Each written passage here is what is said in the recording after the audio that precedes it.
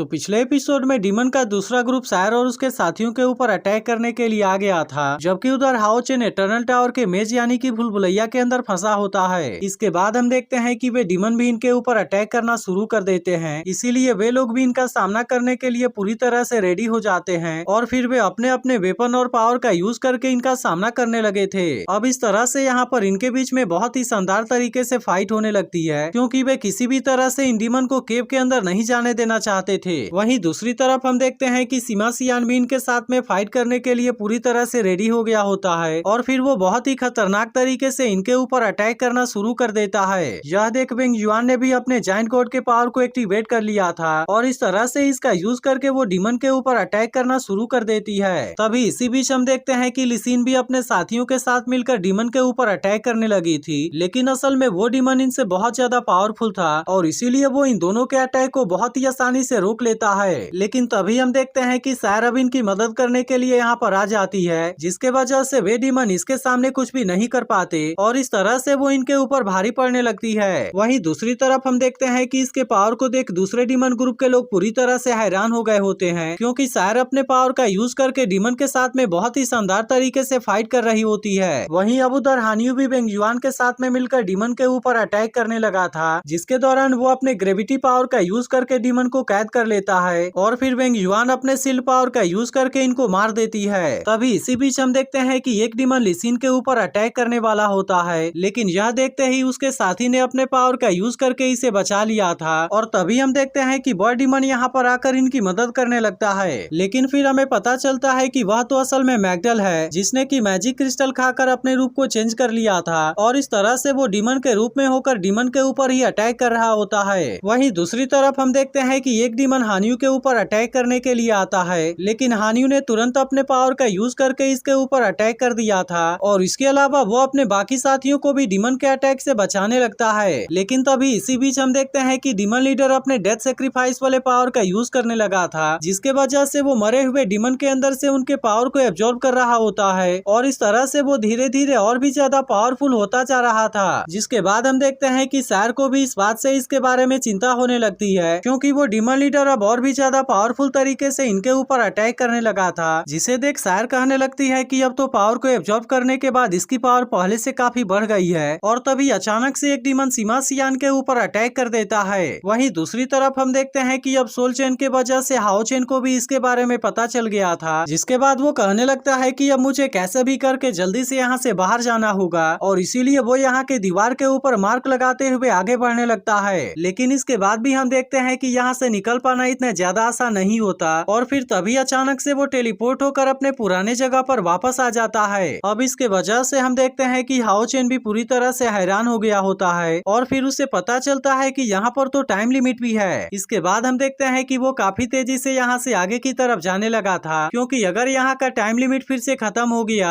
तो उसके बाद वो टेलीपोर्ट होकर फिर से अपने स्टार्टिंग पॉइंट पर ही आ जाएगा। लेकिन इसी के साथ हम देखते हैं कि हाओ चेन को इलेक्ट्रोलक्स के ऊपर काफी गुस्सा भी आने लगता है, क्योंकि उसके सभी साथी दूसरी तरफ डीमन के साथ में फाइट कर रहे हैं, लेकिन वो उनको बचाने के लिए वहाँ पर जा भी नहीं पा रहा। इसीलिए वो इलेक्ट्रोलक्स से रिक्वेस्ट करने लगता है कि अभी के लिए तुम मुझे यहाँ से जाने दो और मैं इस टेस्ट को देने के लिए दोबारा यहाँ से वापस आ जाऊंगा। लेकिन असल में इलेक्ट्रोलक्स उसे इसके बारे में कोई भी जवाब नहीं देता, जिसके बाद हम देखते हैं कि हाओ चेन को अपने साथियों के बारे में और भी ज्यादा चिंता होने लगती है, क्योंकि इसे पता चल गया था कि इसके सभी साथी किसी बहुत बड़े प्रॉब्लम में हैं। लेकिन असल में वो इस भूलभुलैया के वजह से यहाँ से बाहर नहीं जा पा रहा था और तभी अचानक से हम देखते हैं कि एक स्केलेटन अपने तीर का यूज करके इसके ऊपर अटैक भी करने लगता है। अब इसके वजह से हम देखते हैं कि हाओ चेन की परेशानी धीरे धीरे और भी ज्यादा बढ़ती ही जा रही थी, इसीलिए वो इससे बचने के लिए तुरंत यहाँ से भागने लगता है। लेकिन तभी हम देखते हैं कि अचानक से यहाँ की फ्लोर अपने आप ही टूटने लगती है, जिसके बाद हाओ चेन किसी तरह से अपने आप को बचाते हुए आगे की तरफ जाने लगा था। लेकिन फिर तभी अचानक से वो टेलीपोर्ट होकर अपने स्टार्टिंग पॉइंट पर वापस आ जाता है। लेकिन इसके बाद भी हम देखते हैं कि हाओ चेन किसी तरह से यहाँ से बाहर जाना चाहता था, इसीलिए वो इलेक्ट्रोलक्स के ऊपर और भी ज्यादा गुस्सा हो जाता है और फिर उससे कहता है कि मजाक करने के लिए मेरे पास में टाइम नहीं है। वहीं दूसरी तरफ हम देखते हैं कि वे डीमन अब और भी ज्यादा पावरफुल हो गए थे, जिसके वजह से सायर के साथ ही इनके सामने कमजोर पड़ने लगते हैं। लेकिन इसके बाद भी हम देखते हैं कि वे इनके सामने इतने आसानी से हार मानने वाले नहीं होते, इसीलिए लिन सिन भी तुरंत अपने फायर एलिमेंटल वाले सिल का यूज करने लगा था और इस तरह से वो डीमन के अटैक से इनको बचाने लगता है। अब इस तरह से हम देखते हैं कि बाकी लोग अपने पावर का यूज करके डीमन के ऊपर अटैक कर देते हैं और इस तरह से वे इनको मारने लगते हैं। वहीं दूसरी तरफ हम देखते हैं कि सायर भी डीमन लीडर के साथ में फाइट करने की कोशिश कर रही होती है, लेकिन असल में डीमन लीडर अब पहले से और भी ज्यादा पावरफुल हो गया था, जिसके वजह से सायर अब इसके सामने कुछ भी नहीं कर पाती और वो अचानक से इसे पकड़कर दूर फेंक देता है। लेकिन इसके बाद भी हम देखते हैं कि सायर ने खुद को सही समय पर टेलीपोर्ट करके जख्मी होने से बचा लिया था। फिर वो कहने लगती है कि यह डीमन लीडर तो अपने मरे हुए साथियों के पावर को एब्जॉर्ब करके धीरे धीरे और ज्यादा पावरफुल होता जा रहा है, इसीलिए ऐसा लगता है कि वो बहुत ही जल्द लेवल 7 में भी चला जाएगा और अगर ऐसा हो गया तो उसका सामना करना बहुत ज्यादा मुश्किल होगा। अब इसके वजह से हम देखते हैं कि सायर को अपने साथियों के बारे में भी काफी चिंता होने लगती है, क्योंकि भले ही डीमन की संख्या धीरे धीरे कम होती जा रही थी, लेकिन असल में वे पहले से अब और भी ज्यादा पावरफुल हो गए थे, जिसके वजह से उनका सामना कर पाना इनके लिए बहुत ज्यादा मुश्किल होता जा रहा था। वहीं दूसरी तरफ हम देखते हैं कि लिन सिन को रिकवरी वाली पील देने लगता है, ताकि इस तरह से वे अपने पावर को रिकवर करके डीमन के साथ में और भी अच्छे से फाइट कर सकें। लेकिन इसके बाद भी हम देखते हैं कि वे इन डीमन को किसी भी तरह से यहाँ पर रोकना चाहते हैं, क्योंकि अभी तक भी हाओ चेन यहाँ पर नहीं आया था। लेकिन तभी इसी बीच हम देखते हैं कि डीमन लीडर ने अपने बहुत सारे साथियों के पावर को एब्जॉर्ब कर लिया था, जिसके वजह से अब इसकी एनर्जी पहले से काफी बढ़ गई होती है और इसीलिए कुछ समय के बाद वो लेवल 7 में भी प्रमोट हो जाता है। जिसके बाद हम देखते हैं कि इस बात से सायर और उसके साथी काफी परेशान हो गए थे, क्योंकि अब उसका सामना कर पाना इनके लिए बहुत ज्यादा मुश्किल हो गया था। अब इस तरह से हम देखते हैं कि डीमन लीडर खुद अपने साथियों को ही मारने लगता है, क्योंकि उसे पता था कि अगर वे इसी तरह से इनके साथ में फाइट करते रहे तो कभी भी नहीं जीत पाएंगे। इसीलिए वो इनके पावर को एब्जॉर्ब करके और भी ज्यादा पावरफुल बनना चाहता था, ताकि इस तरह से वो सायर और उसके साथियों को हरा सके। वहीं दूसरी तरफ हम देखते हैं कि हाओ चेन अभी भी भूलभुलैया के अंदर बहुत ही बुरे तरीके से फंसा हुआ था, लेकिन अब इसी के साथ यहाँ की डिफिकल्टी धीरे धीरे और भी ज्यादा बढ़ती ही जा रही थी और यहाँ के दीवारों के अंदर से बहुत सारे तीर निकल कर इसके ऊपर अटैक करने की कोशिश करने लगते हैं। लेकिन इसके बाद भी हम देखते हैं कि हाओ चेन ने इनके अटैक से किसी तरह से खुद को बचा लिया था और फिर वो तुरंत यहाँ से बाहर जाने के लिए फिर से आगे की तरफ जाने लगता है। लेकिन अभी भी हम देखते हैं कि यहाँ की डिफिकल्टी धीरे धीरे और भी ज्यादा बढ़ती ही जा रही थी, क्योंकि यहाँ के दोनों तरफ के दीवार के अंदर से बहुत सारे फायर बाहर आने लगे थे। लेकिन इसके बाद भी हम देखते हैं कि हाओ चेन इनके सामने हार मानने वाला नहीं होता और वो किसी तरह से अपने आप को बचाते हुए इनके बीच से होकर आगे की तरफ जाने लगता है। लेकिन तभी अचानक से वो टेलीपोर्ट होकर फिर से अपने स्टार्टिंग पॉइंट पर आ जाता है, क्योंकि इस बार भी उसके 3 मिनट का टाइम पूरा हो गया था और वो अभी भी यहाँ से बाहर जाने के लिए गेट को नहीं खोज पाया होता है। लेकिन इसके बाद हम देखते हैं कि वो यहाँ से बाहर जाने के लिए अब और भी ज्यादा मेहनत करने लगा था, क्योंकि उसे यकीन था कि यहाँ से बाहर जाने का कोई ना कोई रास्ता जरूर है। इसीलिए अगर वो समय रहते यहाँ के एग्जिट को खोजने में कामयाब हो जाता है तब इस तरह से वो यहाँ से बाहर जरूर जा पाएगा। इसके बाद वो कहने लगता है कि मैंने तो यहाँ के स्केलेटन को भी मार दिया है, इसीलिए मुझे अब यहाँ से बाहर जाने में ज्यादा टाइम नहीं लगेगा। और फिर वो अपने साथियों को याद करते हुए कहता है कि अब तुम केवल थोड़े समय के लिए इंतजार कर लो। लेकिन तभी इसी वक्त हम देखते हैं कि इसके सामने फिर से 3 और स्केलेटन आ गए थे, जिसे देख हाओ चेन और भी ज्यादा परेशान हो जाता है। लेकिन असल में इसके लिए इसके पास में ज्यादा टाइम नहीं होता, इसीलिए वो गुस्से में अटैक करके इन तीनों को एक साथ में मार देता है और फिर वो यहाँ के दीवार के सहारे फ्लाई करते हुए बाहर जाने की कोशिश करता है। लेकिन जैसे ही वो अपने तलवार को यहाँ के दीवार के अंदर घुसाता है तभी अनाउंस होने लगता है कि उसने यहाँ के रूल को तोड़ दिया है, इसीलिए अब उसे यहाँ से फिर से वापस भेज दिया जाएगा। इसके बाद हम देखते हैं कि हाओ चेन यहाँ के दीवार को पार करके बाहर जाने वाला होता है, लेकिन तभी उसे पता चलता है कि यह भूलभुलैया तो असल में कभी भी खत्म नहीं होगा और तभी अचानक से यहाँ का सिस्टम उसे टेलीपोर्ट करके फिर से वापस भेज देता है। तो अब इसका अगला पार्ट भी कुछ देर में अपलोड हो जाएगा। लेकिन अगर एक्सप्लेनेशन अच्छी लगी हो तो वीडियो को लाइक करके एक कमेंट जरूर कर देना और अगर आपने इसके पिछले एपिसोड को मिस कर दिया हो तो लेफ्ट वाली वीडियो जरूर देख लेना।